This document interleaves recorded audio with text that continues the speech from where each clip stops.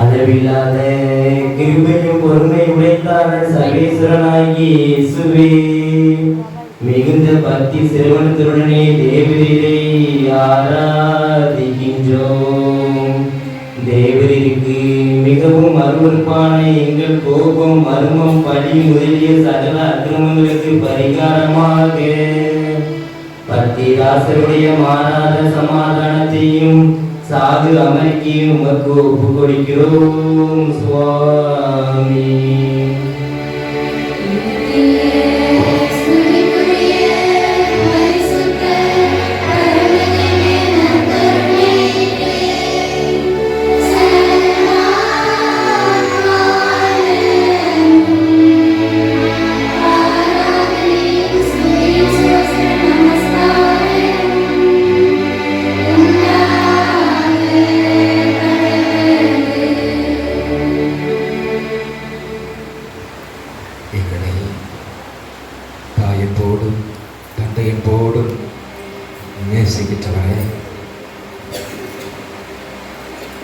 யோவான் 6:51 இதோ நானே வானினின்று இறங்கி வந்த உயிருள்ள உணவு.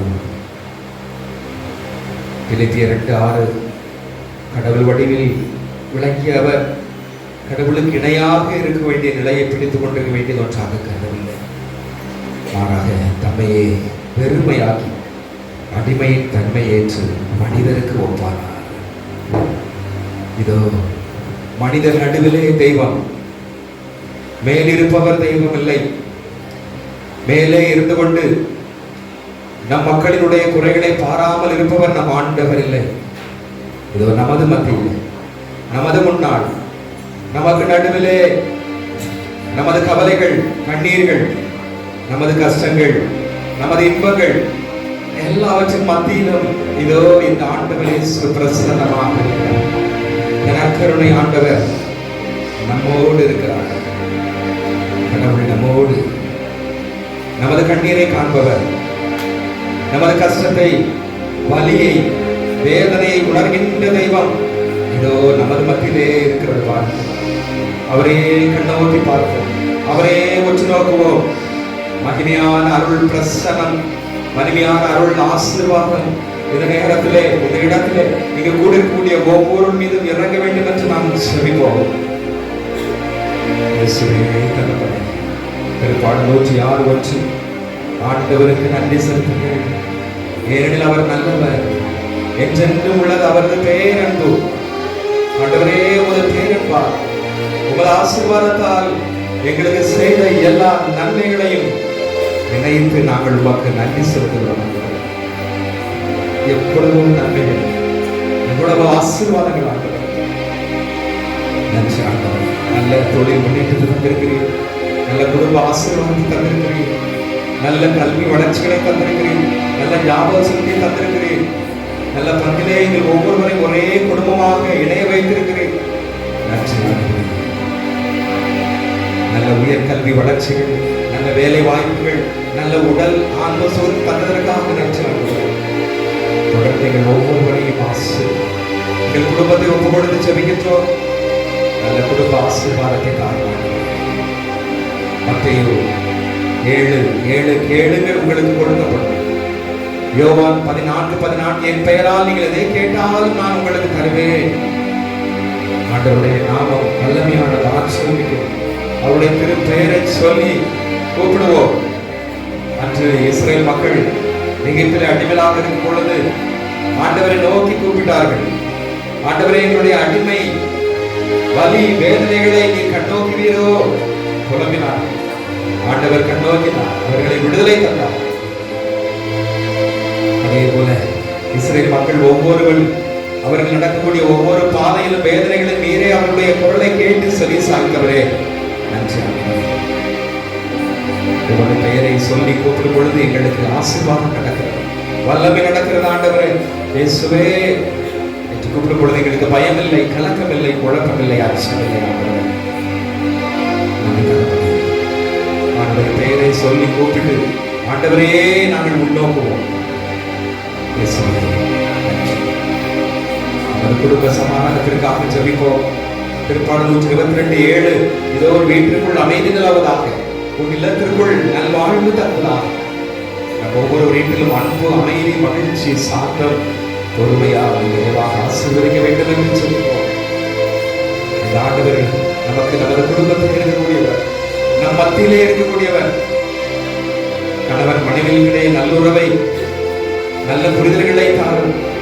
பிரிந்து போன குடும்பங்களை ஒன்றாக சேரும். எத்தனையோ குடும்பங்களிலே சண்டை சச்சரவுகள், கணவன் மனைவியிடையே நல்ல கருத்து வேறுபாடு காரணமாக மோதல்கள், வெறுப்பு, வர்மம்.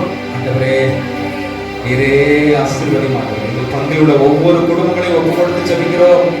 கணவன் மனைவியுடைய கருத்து வேறுபாடுகள் இருந்தாலும் ஆண்டவரை நீங்கள் ஆசீர்வதிக்க முடியும். ஒரு வார்த்தை சுகம் தரக்கூடியது.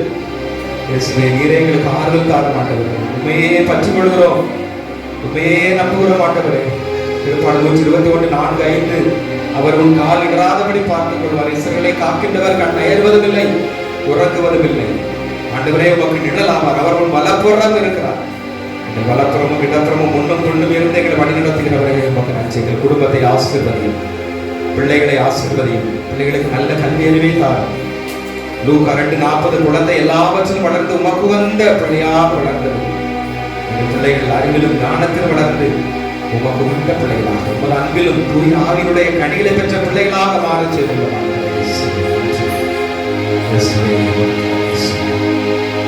அவர்களுக்கு நல்ல ஞாபக சக்தியை தாரும். தொலைப்பட்ட சாதனைகளின் விடுதலையை தாரும். இளைஞர்களை ஒப்பு கொடுத்து ஜெபிக்கின்றோம். நீரே அவருடைய எதிர்காலத்தை தாரும். திருப்பாடல் 32:8 இதோ நான் உனக்கு போதித்து நீ நடக்க வேண்டிய பாதையை காட்டுகிறேன். ஒரு இளைஞர் இளைஞர்களை ஆசீர்வதி. நீரே நேரிய பாதையை காட்டுகிறோம். உண்மையே பற்றி கொள்ள செய்கிறோம். உண்மையே நாங்கள் பிடித்துக் கொள்ளும் பொழுது, நமது அருகிலே இருக்கும் பொழுது எந்த கவலையும் இல்லை. நீர்தான் எங்கள் மகிழ்ச்சியாக, நீர்தான் எங்களுடைய இன்பம், நீர்தான் எங்களுடைய மன நிறைவு. அவரை ஆசீர்வதி. வேலை வாய்ப்பிற்காக ஜெபிக்கின்றோம். வேலை வாய்ப்பிற்காக ஏங்கி தேடுகின்ற ஒவ்வொரு இளைஞர்கள் பெண்களை ஆசீர்வதி. இதை செல்வத்தை தாரும். தொழில் முயற்சிகளை ஆசீர்வதி. நல்ல வளமையும் நல்ல செழுமையும் தாரும். சட்ட 15:10 நீ கையிடும் எல்லா வேலைகளையும் பணிகளையும் ஆண்டவர் ஆசீர்வதிப்பாராக. பங்கில் உள்ள இந்த ஊரில் உள்ள ஒவ்வொருடைய தொழில் முயற்சிகளையும் ஆசீர்வதிப்பார்கள். நல்ல வளமையை தாரும். சோதனைகள், தடைகள் மத்தியிலே ஒரு அருள் பிரசன்னம் அவர்களை வழிநடத்துவதாக. உடல் நோய்கள், பிணிகள், வியாதிகளினால் வாடி வதங்குகின்ற ஒவ்வொரு பிள்ளைகளையும் ஆசீர்வதியும். மருத்துவமனையிலே சுகம் பெற்றுக் கொண்டிருக்கக்கூடியவர்கள், நமக்கு தெரிந்தவர்கள் ஆண்டவரை உங்கள் பாதத்திலே வைக்கிறோம். சாலமோன் ஞானம் 16:12 பச்சனைய கழிப்பு அவர்களுக்கு நலம் அளிப்பதில்லை. ஆண்டவரே உமது சொல்லே அவர்களுக்கு நலம் அளித்தது. ஒரு வார்த்தையால் சுகம் தரும். ஒரு வார்த்தை செல்லும் ஊழியன் சுகம் வருவார். எந்த வியாதி வருத்தங்களாக இருந்த ஆண்டவரை உம்மால் சுகப்படுத்த முடியும். 3 யோவான் 1:2 நீ எல்லாவற்றிலும் வாழ்ந்து நலமாக இருக்கும்படி உனக்காக வேண்டுகிறேன். எல்லா நேரத்திலே தொடும் ஆண்டவரே. இந்த நேரத்திலே இங்கு கூடியிருக்கக்கூடியவர்கள், இந்த அருள் நாதனுடைய பிரசனை இருக்கக்கூடியவர்கள், உச்ச தலையிலிருந்து உள்ளங்கால் வரை வியாதி வருத்தங்கள் ஆண்டவரே, இந்த நாட்களிலே எங்களுடைய வியாதி வருத்தங்கள் அதிகமாக வாட்டி படைக்கிறது. சிறு பிள்ளைகள் முதல் பெரியவர் வரை எல்லோருக்குமே வியாதிகள், எங்கு பார்த்தாலும் வியாதிகள், சொல்ல முடியாத வியாதிகள். ஆண்டவரே, இதனால் எங்களுடைய வாழ்க்கை நாங்கள் இழந்து தவிர்க்கிறோம். குடும்பத்தில் இதனாலே பிரச்சனைகள், எங்களுக்கு ஒழுங்காக செயல்பட முடியாமல் இருக்கிறது, முடங்கி கிடக்கிறோம். ஆண்டவரே, எந்த நோயாக இருந்தாலும் சொல்லப்படுகிறது. உச்ச தலையிலிருந்து நமக்கு இருக்கின்ற வியாதி வருத்தங்களை நாம் இந்த நேரத்தில் நினைவு கூறுவோம். இந்த நேரத்தில் ஆண்டவருடைய பாதத்திலே ஒப்பு கொடுப்போம். நம் மத்தியிலே இருக்கக்கூடியவர், நம் வலிகளை உணரக்கூடியவர், நமக்கு சுகம் தரக்கூடியவர், நமது எந்த வியாதிகளாக இருந்தாலும் மருத்துவர் கைவிட்டாலும் சுகம் தரக்கூடிய ஆண்டவரே, இந்த நேரத்தில் ஒப்பு கொடுங்கள். ஒப்பு கொடுத்து ஜெபியுங்கள். எந்த வியாதி வருத்தங்களாக இருந்தாலும் ஒப்பு கொடுத்து ஜெபியுங்கள். இந்த ஆண்டவர் நலம் தரக்கூடியவர், ஆசீர்வாதம் தரக்கூடியவர், அருளை தரக்கூடிய அந்த அன்பின் ஆண்டவர்.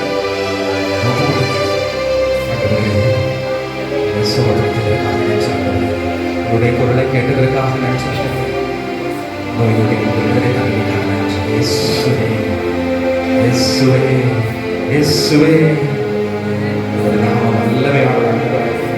நாங்கள் இருப்பதும் இயங்குவதும் உம்மால் தான்.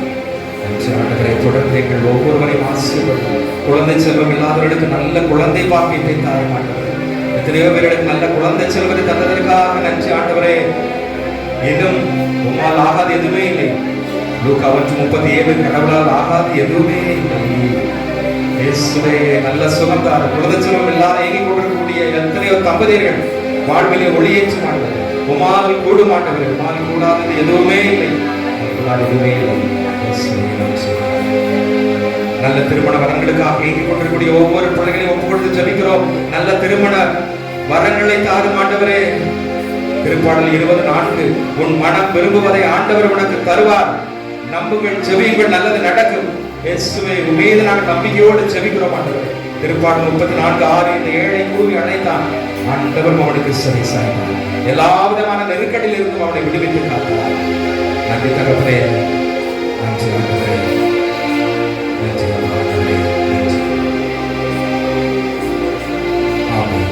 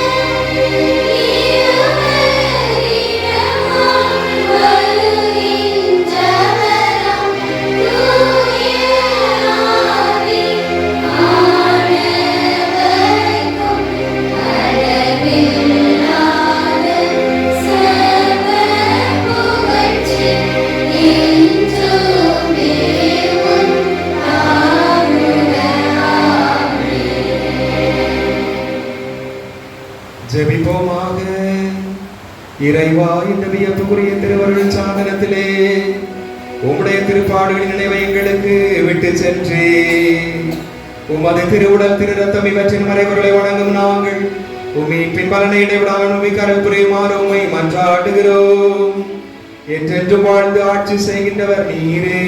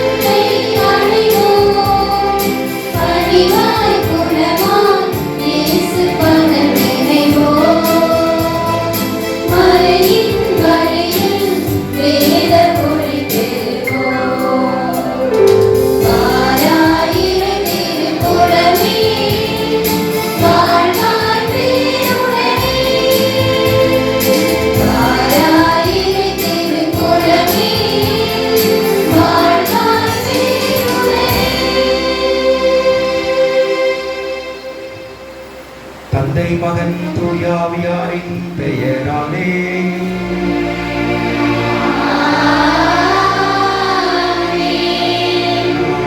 இயேசு கிறிஸ்துவின் அருளும் கடவுளின் அன்பும் தூய ஆவியாரின் நட்புறவும் உங்கள் அனைவரோடும் இருப்பதாக.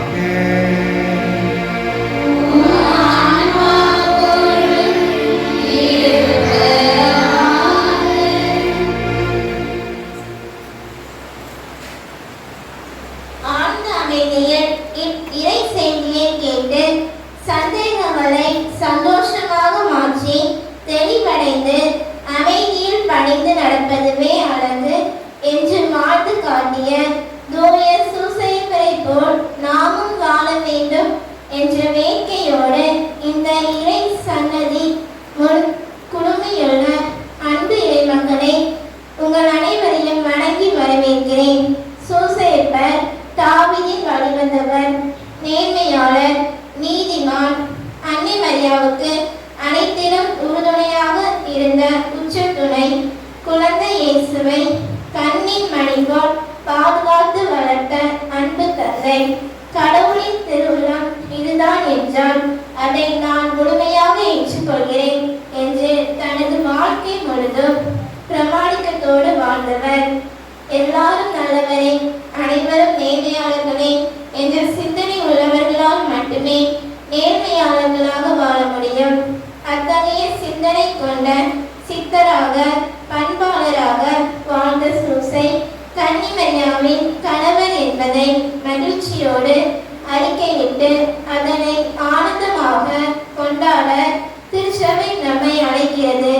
இல்லறமோ துறவரமோ நாம் எந்த நிலையை தேர்வு செய்தாலும் தேர்ந்தெடுத்த வாழ்வில் புனித சூசையப்பரை போல் இறுதி மட்டும் உறுதியுடன் பயணம் செய்து வாழ்வை நிறைவு செய்யவும் தொழிலாளர் தினமான என்று உழைக்கும் மக்கள் அனைவருக்கும் சரியான ஊதியம் கிடைத்து பொருளாதார முன்னேற்றம் காணவும் இறையருள் வேண்டி இணைவோம் இத்திருப்பலியில்.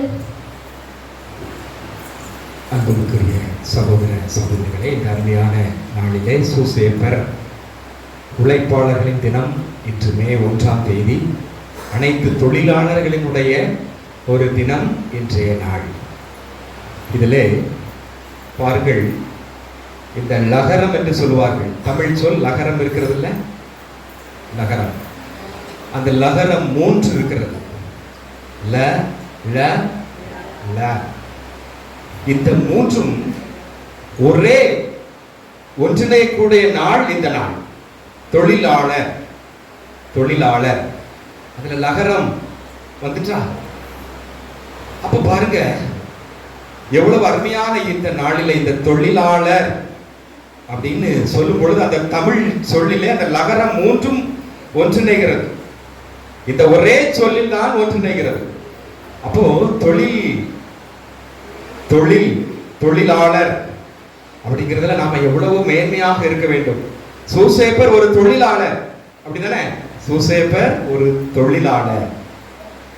அவர் கடவுளுடைய தந்தையாக இருந்தாலும் அவர் கடைசி வரை தொழிலாளராக இருந்தார். தச்சு தொழிலை செய்து வந்தார். இந்த நாளிலும் இந்த தொழிலாளர்கள், பல தொழில்கள் இருக்கிறது, பல வேலைகள் இருக்கிறது, பல பணிகள் இருக்கிறது. ஆனால் எல்லாம் ஒன்று. தமிழர்களாகிய நமக்கு இந்த தொழிலாளர் என்பதிலே நாம் பெருமை கொள்ள வேண்டும். இதிலே சிறிய தொழில் என்ன, நடுத்தரமான தொழில், உயர்வான தொழில் என்று இல்லாமல் தொழிலாளர் என்பதிலே நாம் ஒன்றிணைகிறோம். எல்லாம் சமம் என்பதை இந்த சூசையப்பர் நமக்கு கற்றுக் கொடுக்கிறார்.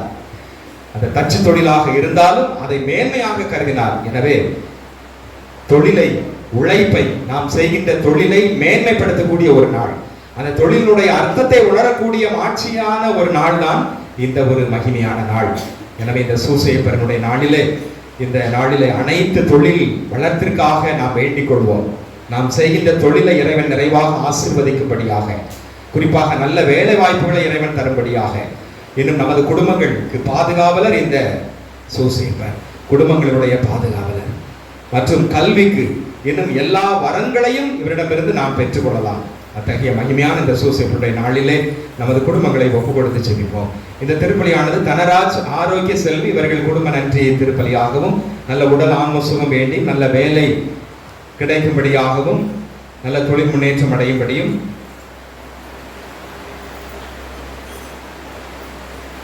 சூசைராஜ் ஜான்சி இவர்கள் குடும்ப நன்றி திருப்பலியாகவும், குழந்தைகளின் நல்ல உடல் ஆன்ம சுக வேண்டியும், சூசைராஜ் மதனமேரி இவர்கள் குடும்ப நன்றி திருப்பலியாகவும், ஜஸ்பட் ஆனந்த், பூரண நான்சி இவர்கள் குடும்ப நன்றி திருப்பலியாகவும் ஒப்பு கொடுக்கப்படுகிறது. சகோதர சகோதரிகளை, தூய மறை நிகழ்வுகளை கொண்டாட நாம் தகுதி பெறும் பொருட்டு நம் பாவங்களை ஏற்றுக்கொள்வோம்.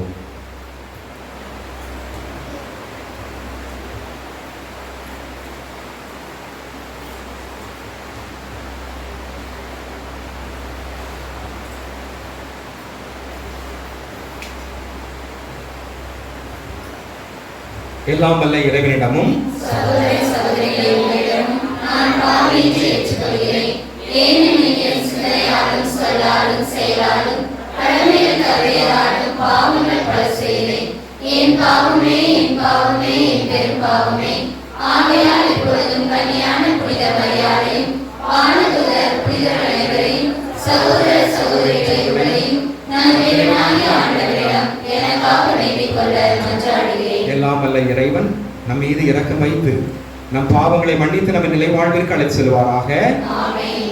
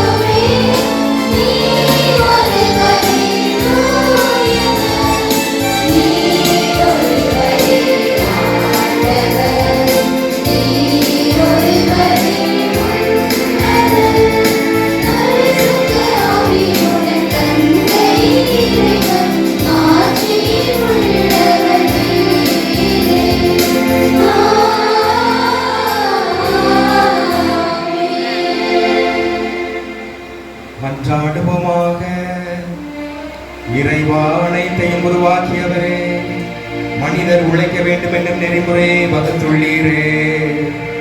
அதனால் புனித சூசேப்பரின் எடுத்துக்காட்டாலும் பாதுகாவலாலும் நீர் கட்டளையிட்டதை நாங்கள் நிறைவேற்றவும், நீர் வாக்களித்ததை பரிசை பெற்றுக் கொள்ளவும் அருள்வீராக. உம்மோடு தூயாவியாரின் ஒன்றிப்பில் இறைவனாய் என்று வாழ்ந்து ஆட்சி செய்கின்ற அவர் வழியாக உம்மை மன்றாடுவீரோ.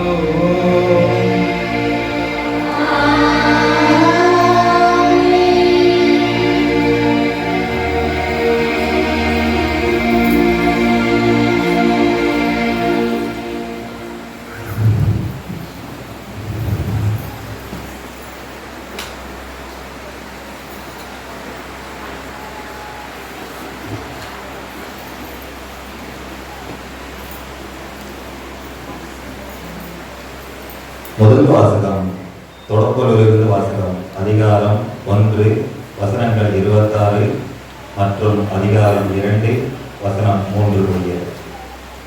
தொடக்கத்திலிருந்து வாசகம். அதிகாரம் 1 வசனம் 26 முதல் அதிகாரம் 2 வசனம் 3 முடிய. கடவுள் மானிடரை நம் உருவிலும் நம் சாயலிலும் உண்டாக்குவோம். அவர்கள் கடல் மீன்களையும் வானத்து பறவைகளையும் கால்நடைகளையும் மண்ணுலகு முழுவதையும் நிலத்தில் ஊர்வன யாவற்றையும் ஆளட்டும் என்றார். கடவுள் தம் உருவில் மானிடரை படைத்தார். கடவுளின் உருவிலேயே அவர்களை படைத்தார். ஆணும் பெண்ணுமாக அவர்களை படைத்தார். கடவுள் அவர்களுக்கு ஆசி வழங்கி பரவி பெருகி மண்ணுலகை நிரப்புங்கள், அதை உங்கள் ஆற்றலுக்கு உட்படுத்துங்கள். கடல் மீன்கள் வானத்து பறவைகள் நிலத்தில் ஊர்ந்து உயிர் வாழ்வன அனைத்தையும் ஆளுங்கள் என்றார். அப்பொழுது கடவுள் மண்ணுலகெங்கும் உள்ள விதை தரும் செடிகள் பழமரங்கள் அனைத்தையும் உங்களுக்கு நான் கொடுத்துள்ளேன். இவை உங்களுக்கு உணவாகட்டும். எல்லா காட்டு விலங்குகள் வானத்து பறவைகள் நிலத்தில் ஊர்வன ஆகிய அனைத்து உயிரினங்களுக்கும் பசுமையான செடிகள் அனைத்தையும் நான் உணவாக தந்துள்ளேன் என்றார். அது அவ்வாறு ஆயிற்று. கடவுள் தாம் உருவாக்கிய அனைத்தையும் நோக்கினார். அவை மிகவும் நன்றாய் இருந்தன. மாலையும் காலையும் நிறைவுற்று 6ஆம் நாள் முடிந்தது. விண்ணுலகுக்கும் மண்ணுலகுக்கும் அவற்றில் உள்ள அமைப்புகள் அனைத்தும் உருவாக பெற்று நிறைவேறின. மேலும் கடவுள் தாம் செய்த வேலைகள் 7ஆம் நாளில் முடித்திருந்தார். அவர் தாம் செய்த வேலைகள் அனைத்தையும் நிறைவு பெற செய்து 7ஆம் நாளில் ஓய்ந்திருந்தார். கடவுள் 7ஆம் நாளுக்கு ஆசி வழங்கி அதை புனிதப்படுத்தினார். ஏனெனில் கடவுள் தாம் செய்த படைப்பு வேலைகள் அனைத்தையும் நிறைவு பெற செய்து அந்நாளில் தான் ஓய்ந்திருந்தார். இது ஆண்டவர் வழங்கும் அருள்வாக்கு. திருப்பாடல் 90 வசனம் 2 முதல் 4, 12 முதல் 14 மற்றும் 16. திருப்பாடல் 90 வசனம் 2 முதல் 4, 12 முதல் 14 மற்றும் 16. அனைவரும் பாட வேண்டியது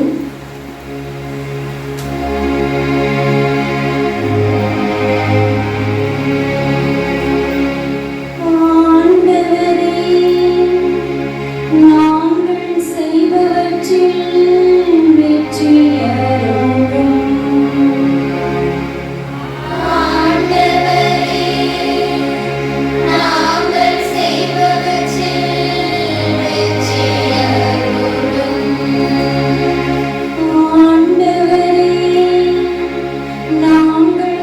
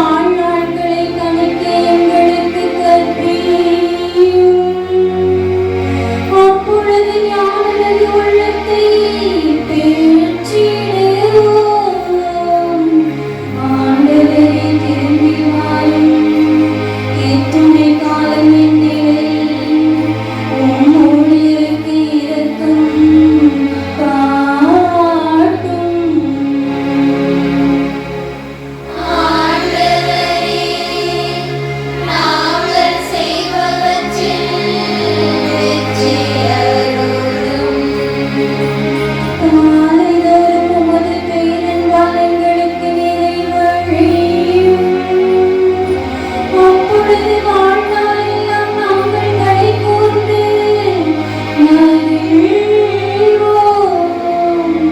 உம் அடியார் மீது உம் செயலும் அவர்தம் மைந்தன் மீது உமது மாட்சியும் விளங்கச் செய்யும்.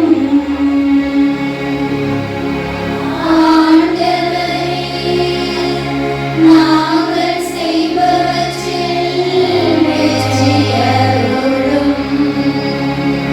ஆண்டவரே, நாங்கள் செய்பவற்றில் வெற்றியருளும்.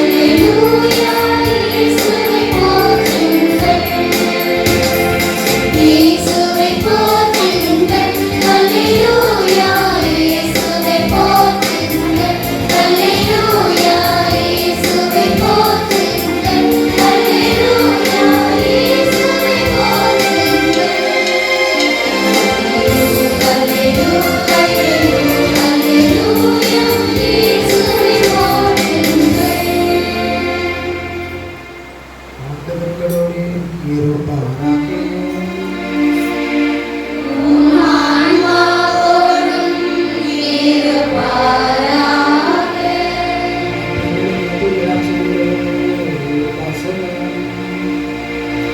ஆண்டவரே, மாட்சி உமக்கே.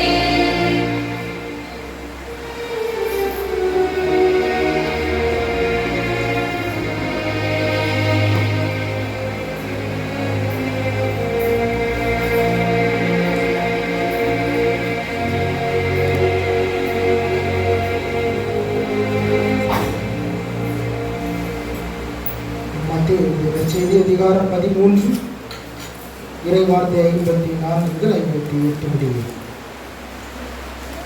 அக்காலத்தில் இயேசு தமது சொந்த ஊருக்கு வந்து அங்குள்ள தொழுகை கூடத்தில் அவர்களுக்கு கற்பித்தார். அதை கேட்டவர்கள் வியப்பில் ஆழ்ந்தார்கள். அவர்கள், எங்கிருந்து இந்த ஞானம் இவருக்கு வந்தது? எப்படி இந்த வல்ல செயல்களை செய்கிறார்? இவர் தச்சருடைய மகன் அல்லவா? இவருடைய தாய் மரியா என்பவர்தானே? யாக்கோபு, யோசேப்பு, சீமோ, யூதா ஆகியோர் இவருடைய சகோதரர் அல்லவா? இவர் சகோதரிகள் எல்லாரும் நம்மோடு இருக்கிறார்கள் அல்லவா? பின் இவருக்கு இவையெல்லாம் எங்கிருந்து வந்தன என்றார்கள். இவ்வாறு அவரை ஏற்றுக்கொள்ள அவர்கள் தயங்கினார்கள்.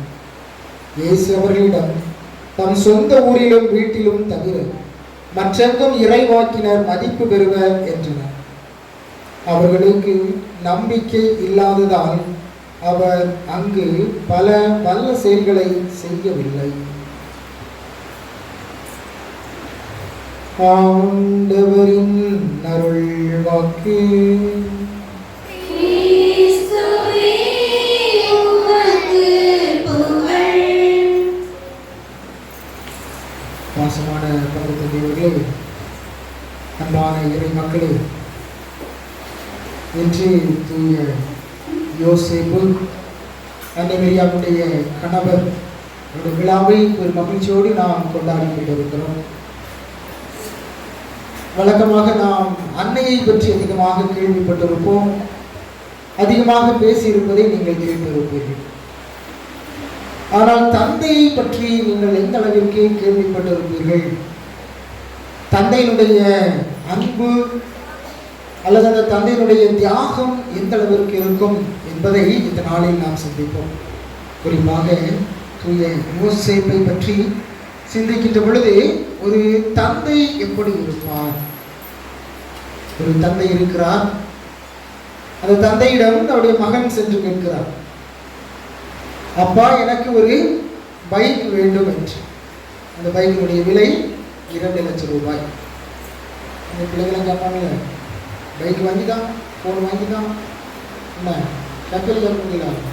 இதே மாதிரி போயிட்டாங்க. அப்பாட்ட போய் கேட்க, அப்பா எனக்கு ஒரு பைக்கு நீ வாங்கிதா அப்படின்னு சொல்லிட்டு. உடனே அவங்க அப்பா சொல்கிறாரு, ஒன்றும் இல்லை, நீ இன்னைக்கு காலையில் சாப்பிட்டு என்ன சாப்பிட்டுட்டு உங்கள் அம்மாட்ட மத்தியானம் சாப்பாடு கட்டி வாங்கிக்க. சாப்பாடு கட்டி வாங்கிட்டு காலையில் 9 மணிக்கு வெளியே போ. பொண்ணையால் ஒரு நாளில் 500 ரூபா சம்பாதிக்க முடியுதான்னு பாரு. எத்தனை ரூபா?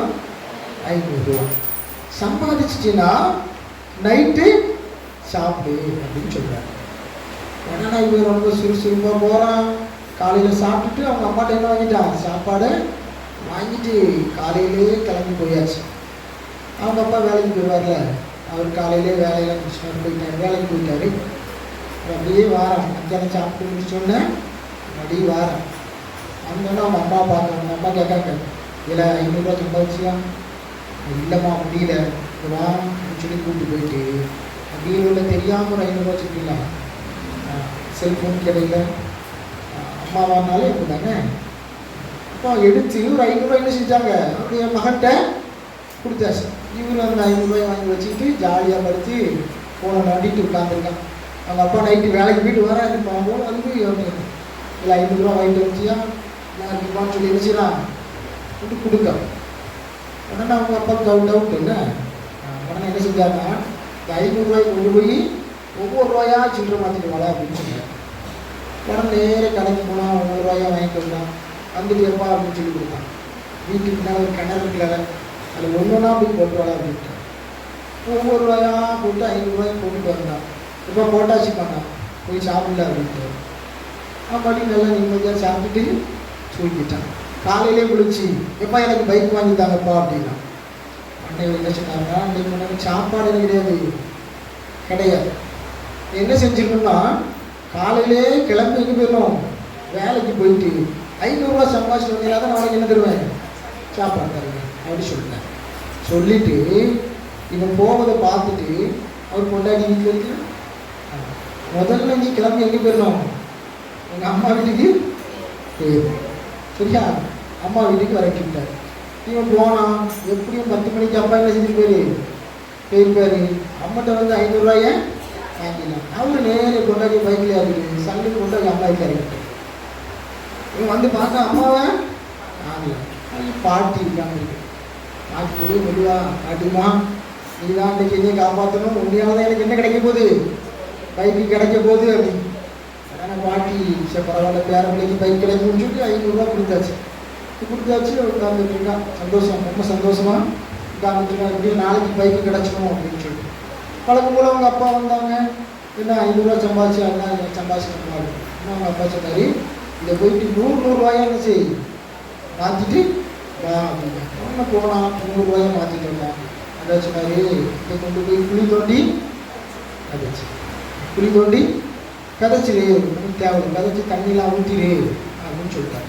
அவன் நல்லா தோண்டினான், ஆழமாக தோண்டி 100 ரூபாயா உள்ளே போட்டு தண்ணியை ஊற்றி என்ன செஞ்சுட்டான், மூடி அழகாக கதைச்சி வச்சுட்டு வந்துட்டான். அடுத்த நாள் காலையில் முடிச்சுட்டப்பா பைக்கு இன்னைக்கு வேலைக்கு போ, அந்த கிளம்பியை நான் பார்த்துருப்பேன். யாரு ஐயம்மா, நீ இன்னைக்கு காலையில் வேலைக்கு போயிட்டு சாயந்தரம் வா, 500 ரூபாயோட இருந்துச்சுனோம் வரணும் அப்படின்னு. உடனே இன்னும் தெரிஞ்சு போச்சு, நேற்று அம்மா என்ன செஞ்சாரு அனுப்பிட்டாரு அப்படின்னு. கண்டிப்பாக பாட்டியை எங்கன்னு வர தெரியாது, அதனால பாட்டிட்ட பைசா கிடைக்கும். ஆனால் என்ன செஞ்சான், அவனுக்குள்ள அறிவு பாருங்களேன், எப்படியான ஒரு வேலை சொன்னேன். ஆனால் இவனை கஷ்டப்பட்டு இன்னைக்கு 500 ரூபா சம்பாதிக்கணும்னு சொல்லி கூலி வேலைக்கு போய் பார்க்குறான், அந்த வேலை இந்த வேலை எல்லாம் செய்வான். சேர்த்து எடுத்து கடைசியில் அவன் எவ்வளோ இருந்துச்சுன்னா ஒரு 300 ரூபா சேர்த்துட்டான். 300 ரூபா கஷ்டப்பட்டு சேர்த்துட்டான். எப்படியோ ஹோட்டலில் சம்பூர் வேலைக்கு போய் நிற்கான். அவன்கிட்ட ஒரு 50,000 ரூபா வாங்கிட்டு வந்துட்டான். இது பெட்டி தூக்குற வேலை, என்ன வேலை கொடுத்தாலும் என்ன செய்யணும், சாயங்காலம் வர செய்யணும். ஏதாவது ஒரு வேலையை செஞ்சு 300 ரூபா சேர்த்துட்டான். 300 ரூபா சேர்த்துட்டு அவங்க அப்பா வந்துட்டார். லேட்டாக வாரம், வீட்டுக்கு வயிறு பசியோடு வாரம் வந்துட்டு அவங்க அப்பாட்ட போயிட்டு வேலைக்கு போனியா? ஆமாப்பா வேலைக்கு போனேன். எவ்வளோ வச்சுருக்கான்? 300 ரூபா வச்சுருக்கேன்ப்பா. அவங்க அப்பா சொன்னார், அதில் 150 ரூபாயை வந்து எங்கே போட்டுரு, கிணத்துல போட்டுரு. 150 ரூபாயை குழி தோண்டி விதைச்சி வச்சிருந்தாரு. அவனுக்கு சரியான கோபம். நான் காலையிலேருந்து எவ்வளோ நேரம் கஷ்டப்பட்டு வேலை செஞ்சுட்டு எவ்வளோ கொடுத்துருக்கேன், 3ஆம் வந்து 4 பாட்டு கொண்டு எங்கே போட சொல்றாரு, கிணத்துல போட சொல்றாரு. எனக்கு சரியான கோபம். உடனே அவங்க அப்பாட்ட சண்டை போடுவாங்க, எப்படி நான் இவ்வளோ கஷ்டப்பட்டு வேலைக்கு போட்டு வந்து நீங்கள் போட்டு கிணத்துல போட சொல்லி கேட்டா, ஃபஸ்ட்டு 2 நாள் போட்ட போது மட்டும் என்ன ஆகும், தண்ணி ஊற்றினாலும் ஊற்றுவான், சூறை உடைச்சினாலும் போடுவான், கிணத்துல போச்சுனாலும் நம்ம பிள்ளைங்களுக்கெல்லாம் பைசா கொடுக்கல, அவ்வளோ எங்கே தான் கிடைக்குது, கிணத்துக்குள்ள தான் கிடைக்கும். நீ சம்பாதிக்கின்ற பொழுதுதான் அதனுடைய அருமை என்ன செய்யும் நமக்கு தெரியும். அப்போதான் எங்கள் அப்பா எப்படி கஷ்டப்படுறாரு அப்படிங்கிறது தெரியும். எங்கள் அப்பாவுடைய கஷ்டம் அப்போதான் உங்களுக்கு தெரியும். ஒரு 5 வயசுல ஒரு பையனை கூப்பிட்டு நீங்கள் கேளுங்களேன், உங்கள் அப்பா அப்படி எப்படி பார்த்துருக்காங்க, எங்கள் அப்பா எங்கே சூப்பராக பார்த்துருக்காரு. அதே ஒரு 15 வயசுல கூட்டிட்டு இன்னத்தை வாங்காரு, அவங்களோட பெரிய சொல்லுங்க. எப்போ பார்த்தாலும் என்ன செய்வாரு, இப்போ படி வேறு இல்லை வேலைக்கு போங்காரு, படிங்க வேலைக்கு போங்காரு, எப்படி தான் அவரோட இருக்கணும் தெரியல. அப்படி 30 வயசுல கூட்டி எடுக்கலாம், எம்மா எப்படிம்மா இவரோட இவ்வளோ நாள் குடும்பம் நடந்துட்டு இருக்கான், என்னையாலே முடியலையே இந்த ஆளை வச்சு அப்படின்னு சொல்லுவாங்க, சொல்ல மாட்டானா. அடுத்து அப்படியே அவங்க கல்யாணம் முடிச்சுலாம் வச்சிருக்க வச்ச பிறகு அவங்க அப்பாட்ட இல்லைன்னா அவங்க அப்பா அப்படின்னு அவர்கிட்ட நான் பேச மாட்டேன். அதெல்லாம் என்ன சொல்ல அவர்கிட்ட போட்டு எடுத்து பார்த்துட்டு பேச சும்மா யார் சொல்லிகிட்டே இருப்பேன், பேசவே மாட்டேன். ஒரு 50 வயசு அப்படின்னு தாண்டின பிறகு சொல்லுவான், என்ன சொல்லுவான், எங்கள் அப்பா நல்லவர், எங்கள் அப்பா நல்லவர், என்னை நல்லா பார்த்துக்கிட்டாரு என்ன, ஆனால் அவங்க அப்பா இருக்க மாட்டார். அப்போ தான் எனக்கு தெரியும் அவங்க அப்பாவுடைய அன்பு தெரியும். வாங்க 5 வயசுல நல்லவர்னு சொல்லிட்டு 50 ஆண்டு எடுக்குது திரும்ப அவங்க அப்பா நல்லவர்னு சொல்லுவாங்க. அதனால தந்தையினுடைய அன்பு எப்போதுமே ஆழமானது, அது வாழ்வு தரக்கூடியது, முழுக்க முழுக்க தியாகத்தில் வெளிப்படக்கூடியது. எனவே உங்களுடைய பெற்றோர், உங்களுடைய தந்தை எப்படி இருக்கிறார் என்றால் உங்கள் குடும்பத்திற்காக தியாகம் செய்து கொண்டே இருக்கிறார். அதுதான் இயேசு செய்தது நமக்காக. இன்று நாம் பெரும் மகிழ்ச்சியோடு விழா எடுத்து கொண்டாடி கொண்டு இருக்கிறோமே, அவர் சொல்வது ஆண்டவர் அவரை தேர்ந்தெடுத்த பின்பு முழுக்க முழுக்க தன்னுடைய குடும்பத்திற்காக முழுவதுமாக தன்னை அர்ப்பணித்தது. தன்னுடைய குடும்பம் நன்றாக இருக்க வேண்டும், தன்னுடைய மனைவி தன்னுடைய மகன் நன்றாக வாழ வேண்டும் என்று ஆசைப்பட்டவர். எனவேதான் அவருடைய வாழ்க்கை வித்தியாசமானதாக அமைந்திருந்தது. இயேசுடைய உயிர்ப்பு பெருவிழா உங்களுக்குலாம் ஞாபகம் இருக்குன்னா, உயிர்ப்பு பெருவிழா நல்லா கொண்டாடிப்பீங்கள, போன வாரம் நம்ம என்ன செஞ்சோம், நல்லா கொண்டாடி முடிச்சுட்டு இயேசு உயிர் திறந்துட்டாரு அப்படிங்கிற செய்தி நீங்கள் வந்து இந்த மத்திய மரிச்செய்தியெல்லாம் எடுத்து வாசித்து பாருங்க, வித்தியாசமாக இருக்கும். அது இயேசு உயிர் திறந்த உடனடியாக முதலாக ஒரு பெண்ணாகிய மகதல மரியாவுக்கு காட்சி கொடுக்கிறார். மகதல மரியாவுக்கு ஆண்டவர் இயேசு காட்சி கொடுக்கிறார். இயேசுவை பார்த்த உடனடியாக மகதல மரியா புறப்பட்டு தன்னுடைய சீடர்கள், இயேசுடைய சீடர்களிடம் சென்று சொல்கிறார், நான் ஆண்டவரை கண்டேன். யாரை பார்த்தேன், ஆண்டவரை கண்டேன் அப்படின்னு சொல்றார். இப்போ நீங்கள் எல்லாரும் கோயிலுக்கு வந்தீங்க, வந்துட்டு இங்கே ஒருவேளை சூசையப்பரையோ இல்லை இயேசுவையோ அன்னை மரியாவையோ நீங்கள் பார்த்துட்டேன்னு வச்சுருங்க, யார்கிட்ட சொல்லுவீங்க, யார்கிட்ட சொல்லுவீங்க, பங்கு சாமியாட்ட சொல்லுங்க. ஆமாம் தானே சொல்லுங்க. அவருக்கெல்லாம் என்ன சொல்லுவீங்க, அவர் நிறைய கேள்வி கேட்பாரு. என்ன நான் மாதாவை பார்த்தேன்னு சொன்னேன், எப்போ பார்த்தியோ, எங்கே பார்த்தியோ, எப்படி பார்த்தியோ என்ன சொல்லுவார், கேள்வி கேட்பேன். ஆமாம் தானே. ஆனால் பாருங்க, மகதல மரியாவுக்கு அந்த பயம் இல்லை. ஏன்னா மகதல மரியாதை யாரை பார்த்தாங்க, ஆண்டவரை பார்த்தார்கள். நான் ஆண்டவரை பார்த்துட்டேன், இயேசுவை நான் பார்த்து விட்டேன். எனவே உடனடியாக புறப்பட்டு இயேசுடைய சீடரிடம் சொல்லி சொல்கிறார், நான் ஆண்டவரை கண்டேன். ஒரே ஒரு பெண் சீடரிடம் வந்து சொல்கிறார்கள். சீடர்கள் பாருங்க பெருசாக ஒன்று எடுக்கல, கவலையே இல்லை. இன்னத்த உலகிட்டு கிடக்கு வழக்கமாக பொங்கலுக்கு எப்படி கற்றுக்கலாம். ஆமாம், நீங்கள் என்ன தான் கற்றுனாலும் வீட்டு என்ன சொல்லிட்டாரு, கண்டுக்கிட்டே இருந்தார். அவர் வாட்டுக்காரு அது அப்படி தான் பார்த்தார். அந்த கிரைண்டருக்கு உடஞ்சது சவுண்ட் வந்துக்கிட்டே தான் இருக்கணும். அதனால் நீங்கள் அதை பற்றி அவ்வளோ நாங்கள் அப்படி சொல்லி விட்டுருவார். என்ன அதே மாதிரி தான் மகதல மரியா வந்து சீடரிடம் சொன்னா ஆண்டவரை கண்டேன், யாரும் கண்டுக்கிட்டது. மறுபடி இங்கே விடிஞ்சிச்சுன்னா ஃபுல்லாக விடிஞ்சு ஒரு 7 மணி அப்படி 8 மணி ஆகுதுன்னு வச்சுங்களேன். மீண்டும் வயல்வெளியே இருவர் சென்று கொண்டிருந்தனர். 2 பேர் வயல்வெளியே போயிட்டு இருந்தாங்க, வயக்காட்டில் வேலை பார்க்கறதுக்கு. அப்போ ஆண்டவர் அவர்களுக்கு காட்சி அளித்து அவர்கிட்ட சொல்றாரு, என்ன, நான் உயிர்த்தெழுந்து விட்டேன், சீடரிடம் சென்று சொல்லுங்கள் அப்படின்னு சொல்லி. உடனே அவர்கள் இருவரும் நிறைவாக புறப்பட்டு வந்து சீடரிடம் வந்து சொல்றாங்க, நாங்கள் ஆண்டவரை கண்டோம். ஃபர்ஸ்ட் யார் பார்த்தா? ஒரே ஒரு பெண் தான் பார்த்தா. இப்போ எத்தனை பேர்?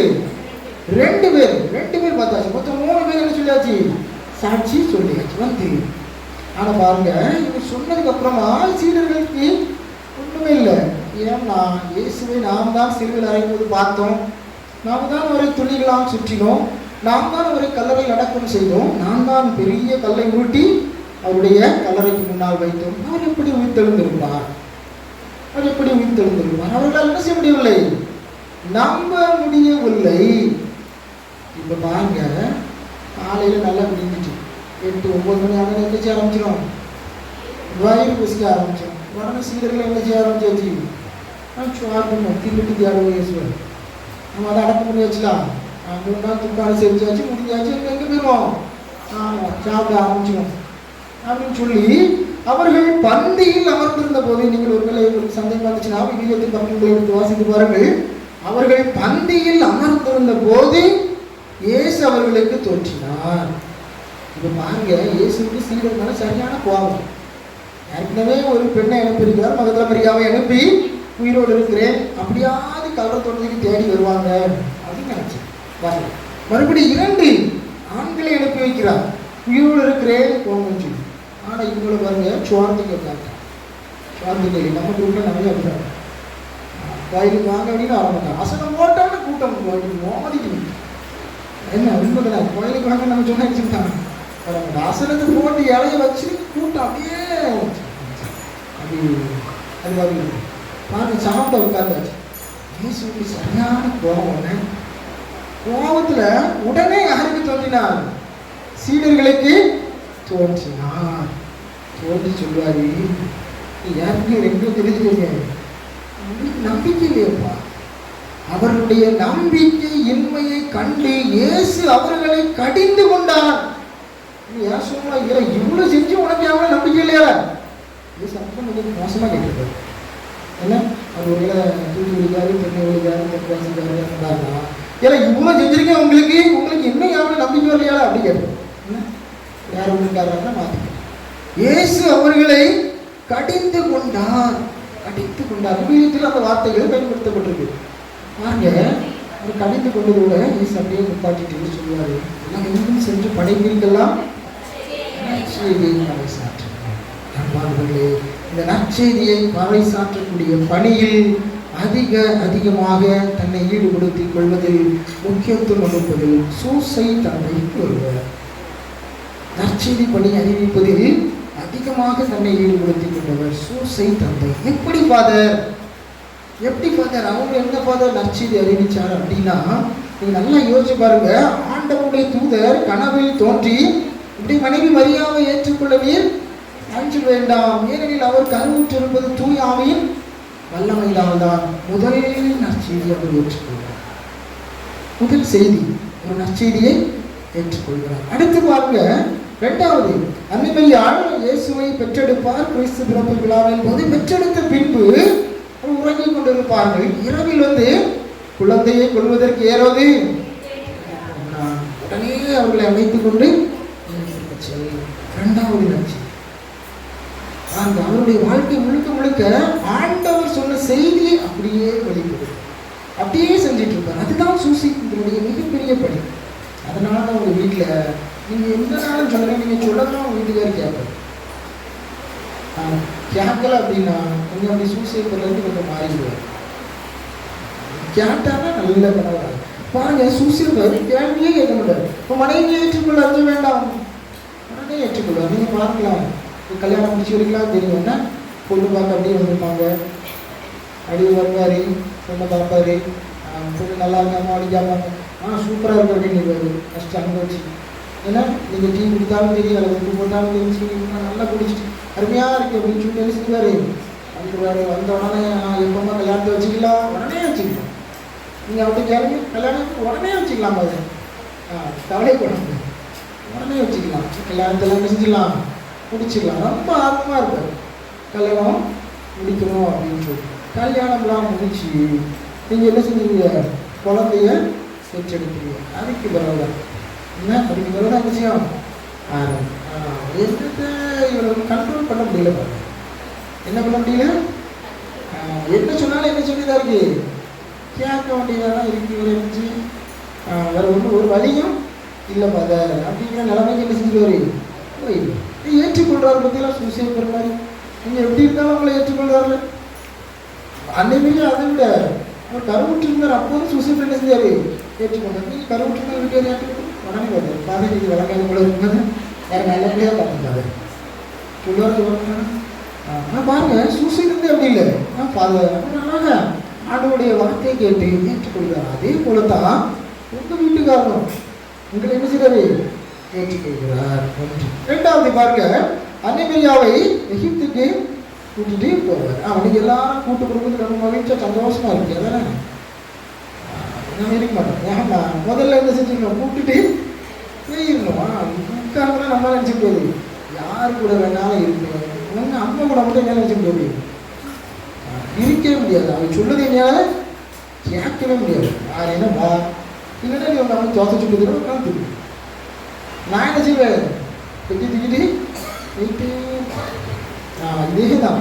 அன்னைமரியாவை அழைத்து கொண்டு எங்க போறாரு, எகிப்துக்கு தப்பி ஓடிடணும், நிற்கக்கூடாது, தப்பி ஓடிடணும். அப்போதான் குடும்பத்தை என்ன செய்ய முடியும், நடத்த முடியும். ரெண்டாவதுகளே அப்படியே நடக்குதா உங்க குடும்பத்தில், சூசைட் அப்படியே தான் நடந்துச்சு. என்ன அவருக்கு கொஞ்சம் ஆண்டவருடைய தூதர் கட்டளை.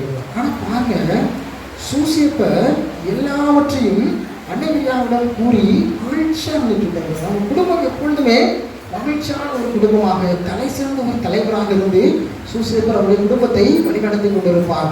எனவே சூசை தந்தையினுடைய வாழ்க்கை ஆண்டவருடைய நற்செய்தி அறிவிப்பதாக அமைந்திருந்தது. எனவே நாமும் உலக அனைத்திற்கும் நற்செய்தி அறிவிக்கின்றவர்களாக நம்மை மாற்றிக்கொள்ள வேண்டும். ஆண்டவருடைய செய்தியை கேட்டு அதை மற்ற மக்களுக்கு அறிவிப்பது தான் நம்முடைய பணி. அடுத்து இன்று நாம் வாசிக்க கேட்ட நற்செய்தி பகுதி, இயேசுவை அவருடைய சொந்த ஊரில் யாரும் ஏற்றுக்கொள்ளவில்லை.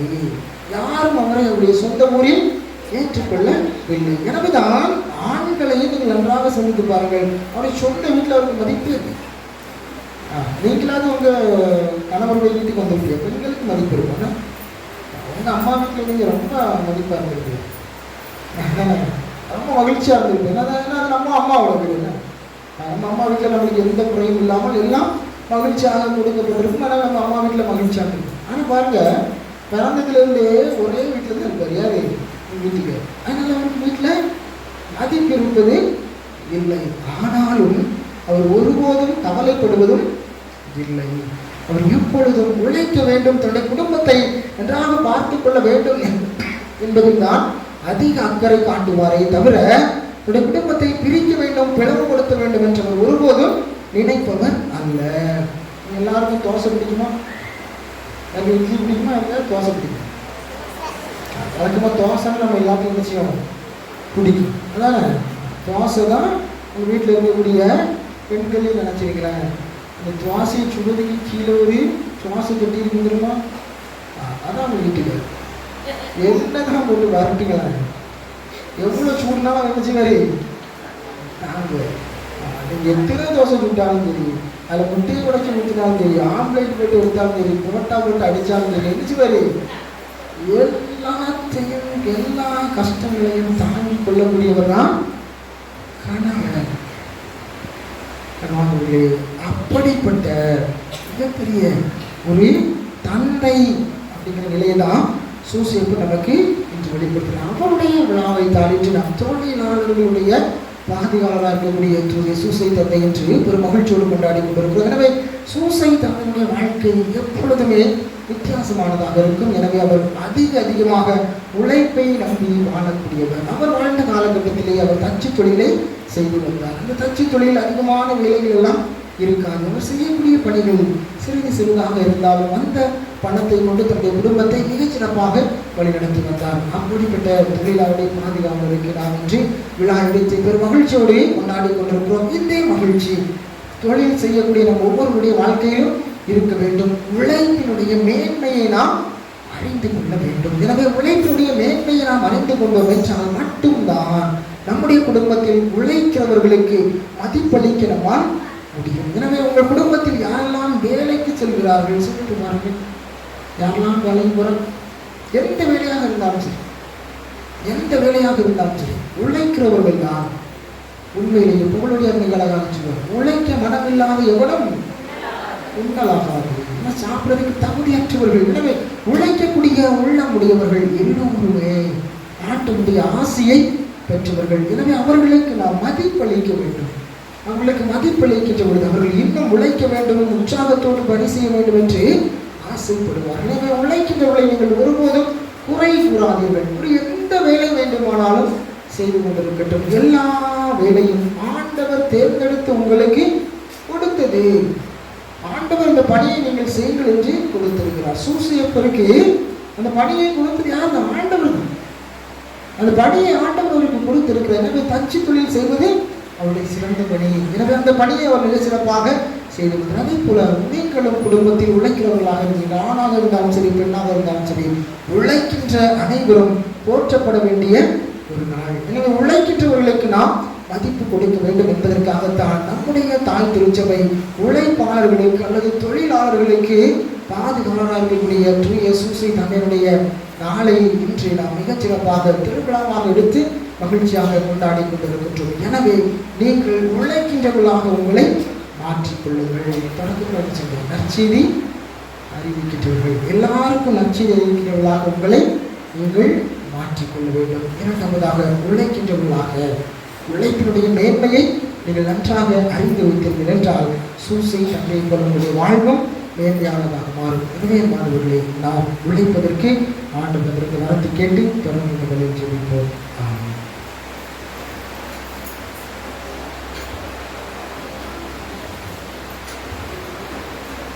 அனைவரும் நிற்போம்.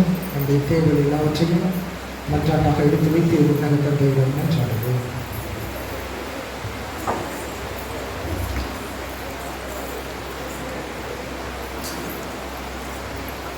எங்கள் காவலராம் சூசை தந்தையின் கரத்தில் வளர்ந்தவரே என் இறைவா, ஆயர்கள், குருக்கள், கன்னியர், துறவியர், வேதியர், பொது நிலையினர் அனைவரும் நேர்மையை நெறிமுறையாய் ஏற்று எளியவராகவும் கடின உழைப்பாளிகளாகவும் இறைபக்தி மிக்கவர்களாகவும் இரக்கம் நிறைந்தவர்களாகவும் வாழ தேவையான வரவருள வேண்டும் என்று உம்மை மன்றாடுகிறோம்.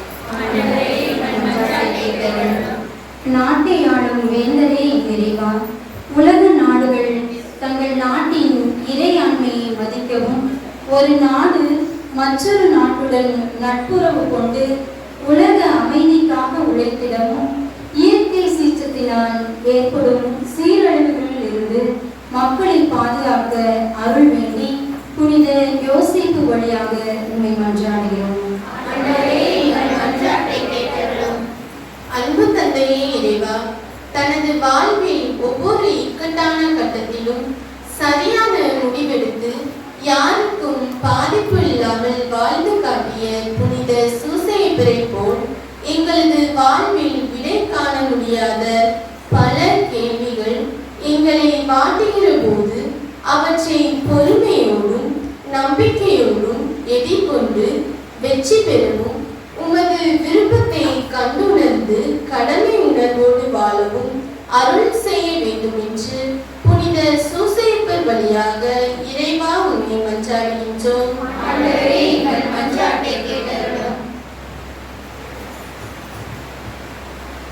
உனது குடும்பமும் உனது அரசும் உறுதியாக இருக்கும் என்று தாவீதுக்கு நம்பிக்கை அளித்த அன்பு தந்தையே இறைவா, புனித சூசையப்பரின் குடும்பங்களின் பாதுகாவலராக தந்தமைக்காக உம்மை போற்றுகிறோம்.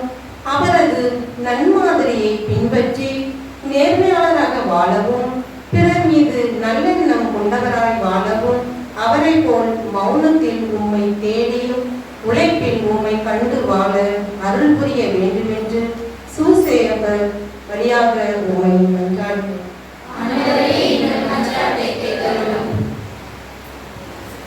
குடும்பங்களின் தலைவரான இறைவா, எங்களது குடும்ப வாழ்க்கை விண்ணகத்தில் உறுதி செய்யப்பட்ட ஒன்று என்பதை நாங்கள் ஒவ்வொருவரும் முழுமையாக உணர்ந்து வாழவும், கணவன் மனைவியாகிய நாங்கள் ஒருவரை ஒருவர் நிபந்தனையின்றி ஏற்று குறைநிலைகளை ஒன்றாக பாவித்து வாழும் மனப்பக்குவத்தையும் முதிர்ச்சியையும் தாரும்.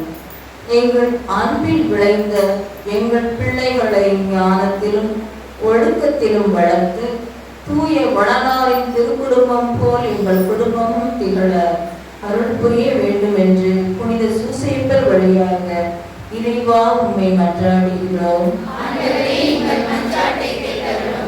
அன்பின் இறைவா, இன்றைய திருவிழா திருப்பலியை சிறப்பிக்கும் எம் ஊர் மக்களை ஆசீர்வதித்து இல்லத்தின் தேவைகளை சந்திக்கப்படவும், உடல் உள்ள சுகம் தந்து காத்திடவும்,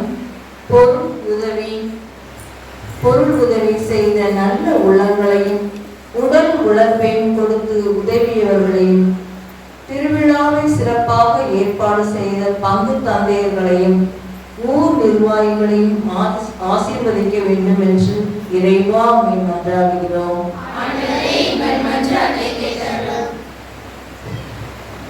தனிப்பட்ட தேவைகளுக்காக சிறிது நேரமாக மன்றாடுவோம்.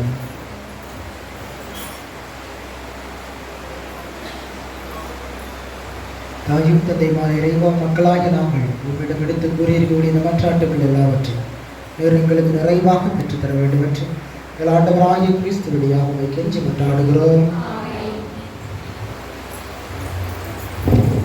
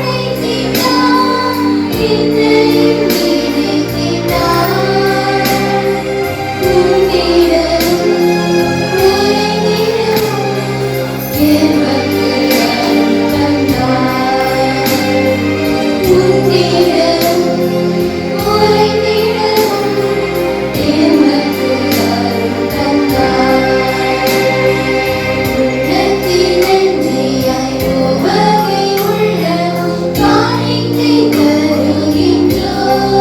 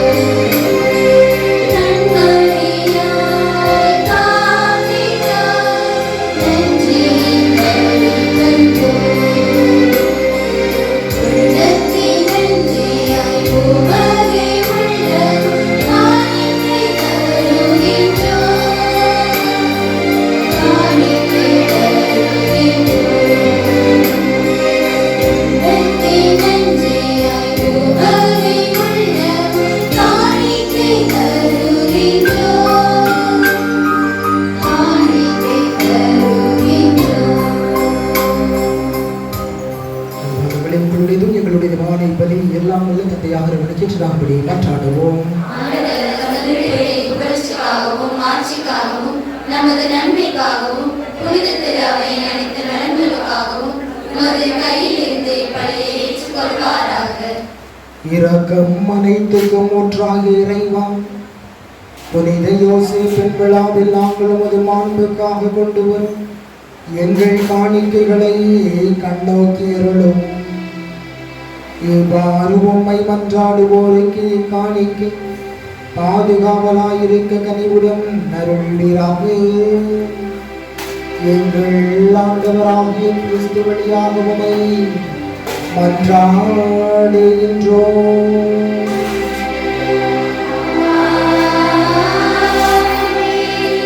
ஆண்டவர் உங்களோடு இருப்பாராக.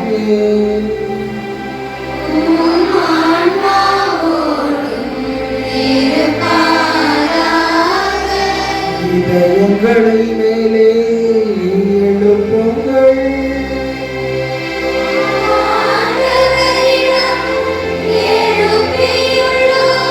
நம் இறைவனாகிய ஆண்டவருக்கு நன்றி கூறுவோம்.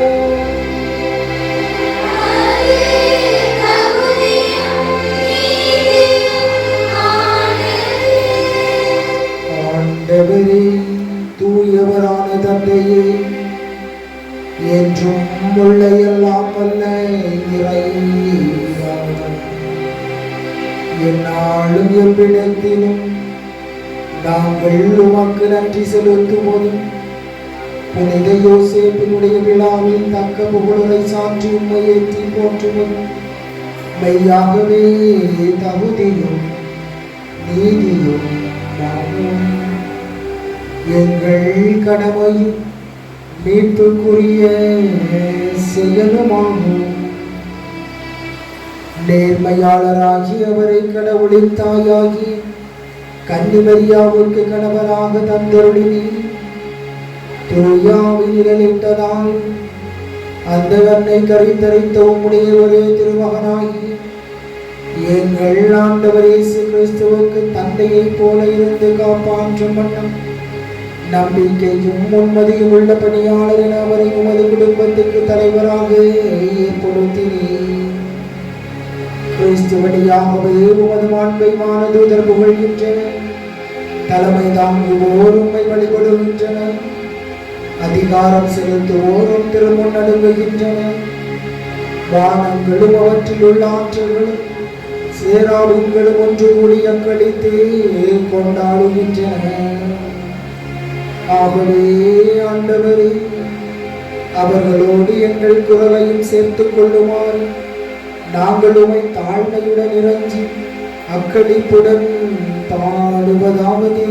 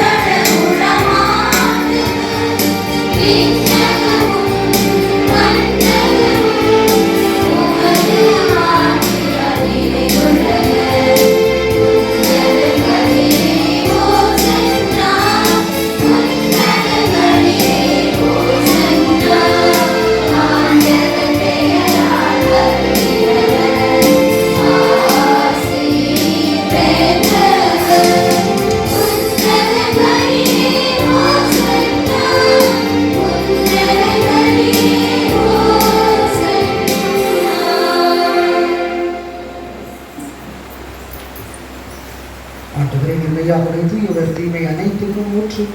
ஆகவே நம்முடைய ஆவியை பொழிந்து காணிக்கைகளை தூய்மைப்படுத்த அமைய வேண்டுகின்றோம். இவ்வாறு எங்கள் ஆண்டவர் இயேசு கிறிஸ்துவின் உடலும் ரத்தமுமாக எங்களுக்கு இவை மாறுவதாக. அவர் பாடுபட உளம் கருதி தம்மை கையெழுத்தது. அப்பத்தை எடுத்து நன்றி செலுத்தி அதை பிட்டு தம் சீடர்களை கழித்தவர் கூறியதாவது: அனைவரும் இதிலிருந்து பெற்று உண்ணுங்கள். ஏனெனில் இது உங்களுக்காக கையளிக்கப்படும் என் உடல்.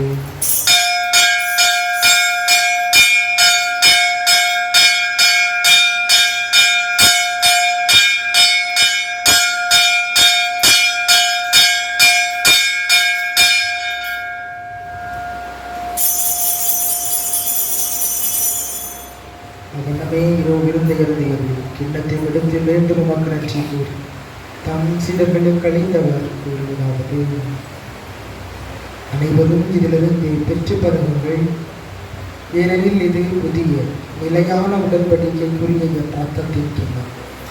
இது பாவ மன்னிப்புக்கென்று உங்களுக்காகவும் பலருக்காகவும் சிந்தப்படும். இதை என் நினைவாக செய்யுங்கள்.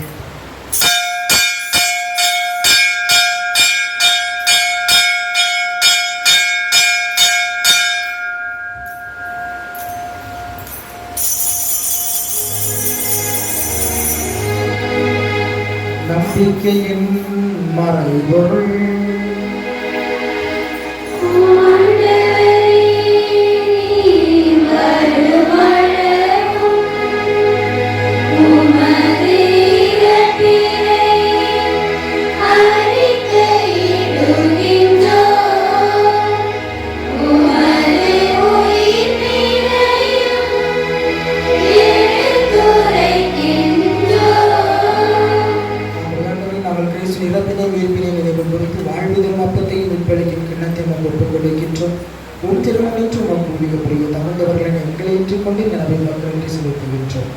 மேலும் கிறிஸ்து உடலிலும் ரத்தத்திலும் பங்கு கொள்ளும் எங்களை துணியாவியார் ஒன்று சேர்க்க வேண்டும் என உங்களை தாழ்மையுடன் மன்றாடுகின்றோம். ஆண்டவரே, உலகெங்கு பரவிருக்கும் ஒரு திரு அவை நினைவு கூர்ந்தரிடம் எங்கள் திருத்தன் எங்கள் ஆயர் ஸ்டீஃபன் எல்லா திருமணியினர் ஆகிய அனைவரோடும் ஒரு திரு அவை அன்பில் நிறைவுற செய்திடும். மேலும் உயிர்த்தெழும் எதிர்நோக்குடன் துயில் கொள்ளும் எங்கள் சகோதர சகோதரிகளையும் இறந்தோர் அனைவரையும் இரக்கத்துடன் நினைவு கூர்ந்து உமது திருமுக ஒளியுடைய சொல்லும் எங்கள் அனைவர் மீதும் இரக்கமாயிடும்.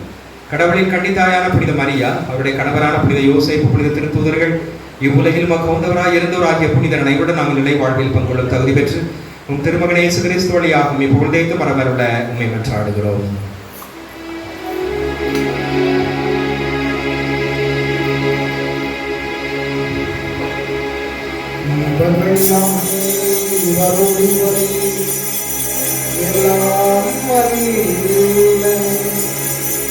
இறைவனாகிய தந்தையே,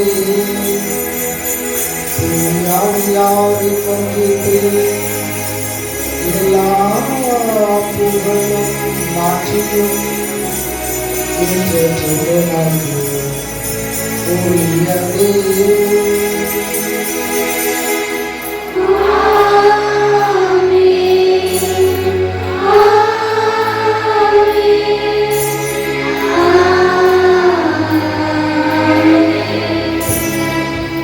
பெருங்கட்டளையால் கற்பிக்கப்பட்டு இறைவடிப்பினையால் பயிற்சி பெற்ற நாம் துணிந்து பாடுவோம்.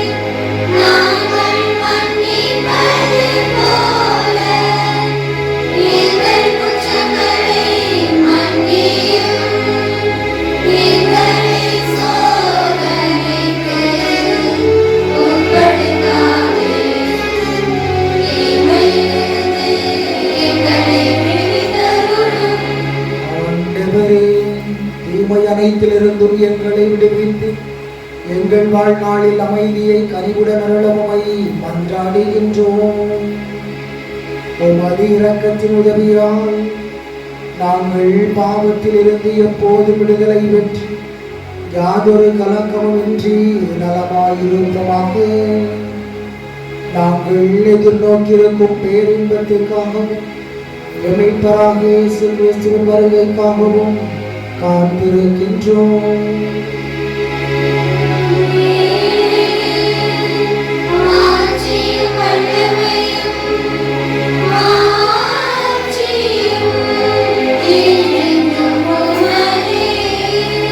ஆண்டவரே இயேசு கிறிஸ்துவே, அமைதியை உங்களுக்கு விட்டு செல்கின்றேன், என் அமைதியையே உங்களுக்கு அளிக்கின்றேன் என்று உம் திருத்தூதர்களுக்கு மொழிந்தீரே.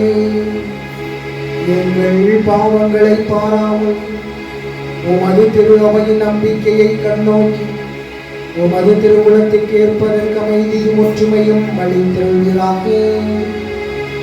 என்றென்றும் வாழ்ந்து ஆட்சி செய்கின்றவர் நீரே.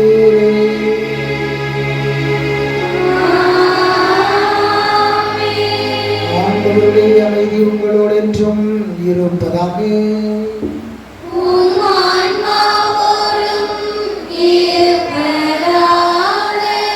மகிழ்ச்சியோடு ஆண்டவரை செய்திருக்கின்ற அமைதியுமே இருப்போம்.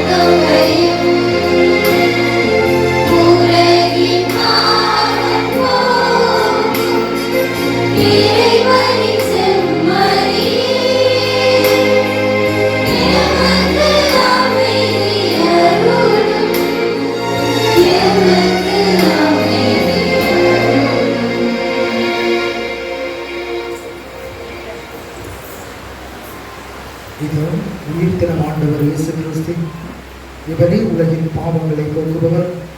இவருடைய விருது கலைக்கப்பட்டிருக்கின்ற நாம் அனைவரும் பெயர் பெற்றோம்.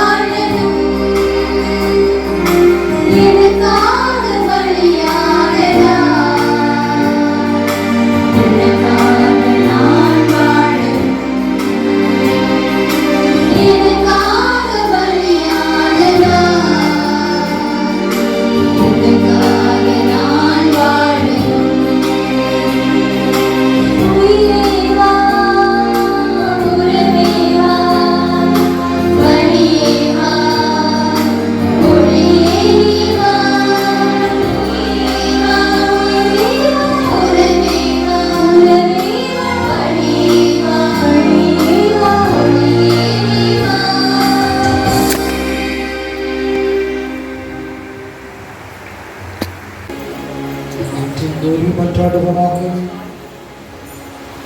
ஆண்டவரே, இனிய விண்ணகவிருந்தால் உள்ளம் பெற்ற நாங்கள் உம்மை தாழ்மையுடன் வேண்டுகின்றோம்.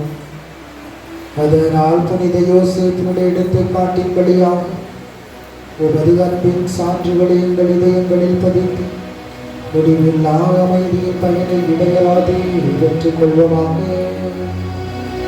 எங்கள் ஆண்டவராகிய கிறிஸ்து வழியாக உம்மை மன்றாடுகின்றோம்.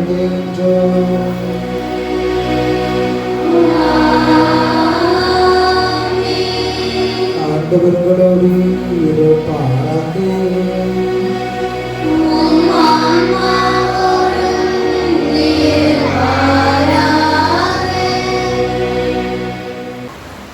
சிறப்பாசிக்காக தலைவர்கள் மன்றாடுவோம். புனிதர்களின் ஆட்சியும் மக்களுக்குமான இறைவன் அவர்களுடைய சிறப்பு மிக்க வேண்டல்களால் உங்களுக்கு வலுவூட்டி உங்கள் மீது தமது முடிவில்லா ஆசியை தெளிவாராக.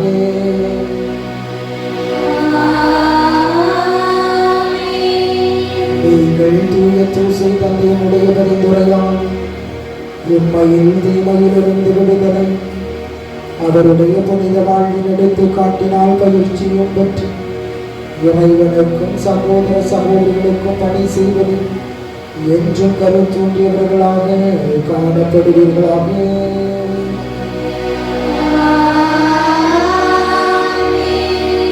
இன்று தம் மக்கள் விண்ணக புனித கூட்டத்தில் இணைந்து முடிவில்லா அமைதி பெறுவதை கண்டு அகமகிழும் திரு அவையின் பிள்ளைகளாகிய நீங்கள் அனைவரோடும் வீட்டின் மகிழ்ச்சியை அடைவீர்களாக.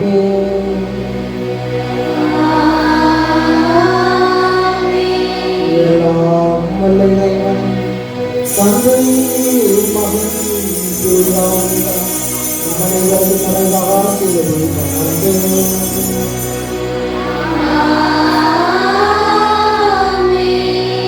கிறிஸ்துவின் பணியாளர்களாகவும் பங்காளிகளாகவும் வாழ சென்று வாழுங்கள். திருப்பதி நிறைவேற்று. அல்லேலூயா, அல்லேலூயா.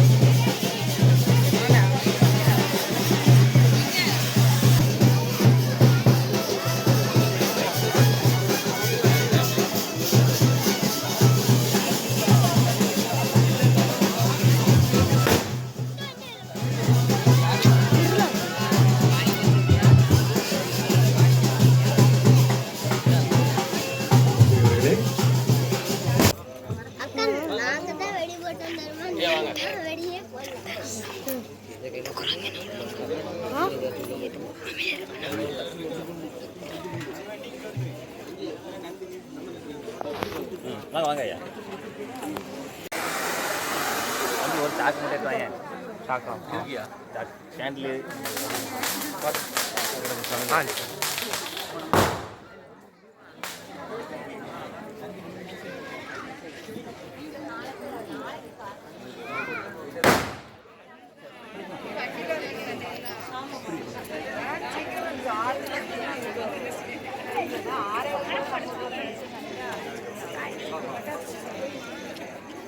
Thank you.